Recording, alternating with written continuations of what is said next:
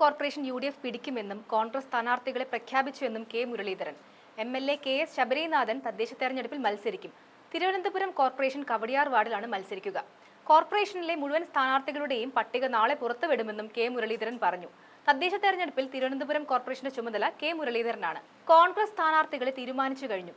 Thiruvananthapuram corporation UDF പിടിക്കും. KSU ജില്ലാ vice president Vaishnavi അടക്കം മത്സരത്തിനുണ്ടാകും. ഘടകകക്ഷികളുടെ ചർച്ച കൂടിയാണ് പൂർത്തിയാക്കാനുള്ളത്. ശക്തരായ സ്ഥാനാർത്ഥികളെയാണ് കളത്തിലിറക്കുന്നത്. 3 പാർട്ടികളുമായുള്ള ചർച്ച പൂർത്തിയായി കഴിഞ്ഞു. മുസ്ലിം ലീഗ്, കേരള കോൺഗ്രസുമായുള്ള ചർച്ച നടക്കുകയാണ്. എല്ലാ വിഭാഗത്തിൽപ്പെട്ടവരെയും പാർട്ടി പരിഗണിച്ചിട്ടുണ്ട്. സ്ഥാനാർത്ഥി പട്ടിക തയ്യാറാണ്. ഘടകകക്ഷികളുമായി ഒന്നുകൂടി ചർച്ച ചെയ്ത ശേഷം ഇന്നോ നാളെയോ ആയിട്ട് പുറത്തുവിടുമെന്നാണ് കെ മുരളീധരൻ പറഞ്ഞത്. 1ാം സ്ഥാനത്ത് വരാൻ വേണ്ടിയുള്ള പ്രവർത്തനമാണ് നടത്തുന്നതെന്നും അദ്ദേഹം കൂട്ടിച്ചേർത്തു. ആ വീഡിയോ ഒന്ന് കണ്ടു നോക്കാം. തിരുവനന്തപുരം കോർപ്പറേഷനിലെ ഇപ്പോൾ 50ഓളം സീറ്റുകളിലെ കോൺഗ്രസ് പാർട്ടിയുടെ സ്ഥാനാർത്ഥി നിർണയം പൂർത്തീകരിച്ചിട്ടുണ്ട്. ഇന്നലെ ചേർന്ന കമ്മിറ്റി അത് അംഗീകാരം നൽകിയിട്ടുണ്ട്. അതേസമയത്ത് ഘടകകക്ഷികളുമായിട്ടുള്ള ചർച്ചകൾ നടന്നുകൊണ്ടിരിക്കുകയാണ്. അതിൽ RSP, കേരള കോൺഗ്രസ് ജേക്കബ് വിഭാഗം 3 പാർട്ടികളുമായിട്ടുള്ള ചർച്ച പൂർത്തിയായി കഴിഞ്ഞു. അത് മുസ്ലിം ലീഗുമായിട്ടുള്ള കേരള കോൺഗ്രസുമായിട്ടുള്ള ചർച്ച നടക്കുകയാണ്.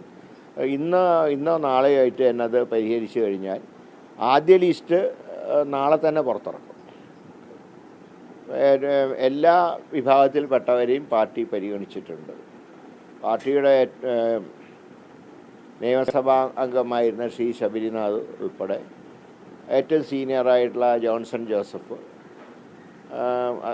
തുടങ്ങി ഏറ്റവും ജൂനിയറായ KSUവിൻ്റെ ജില്ലാ വൈസ് പ്രസിഡന്റ് വൈഷ്ണവി വരെയുള്ള എല്ലാ വിഭാഗത്തിനെയും പ്രതിനിധാനം ചെയ്യുന്ന ലിസ്റ്റാണ് പുറത്തു വരിക.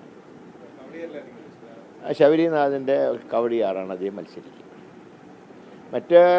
അദ്ദേഹം ലിസ്റ്റ് റെഡിയാണ്. പക്ഷേ ഘടകകക്ഷികളുമായിട്ടൊന്നും കൂടെ ഒന്ന് കൺസിഡർ ചെയ്തതിന് ശേഷം ലിസ്റ്റ് കഴിയുന്നത് ഇന്നോ നാളെയായിട്ട് എന്തായാലും പുറത്തിറങ്ങും.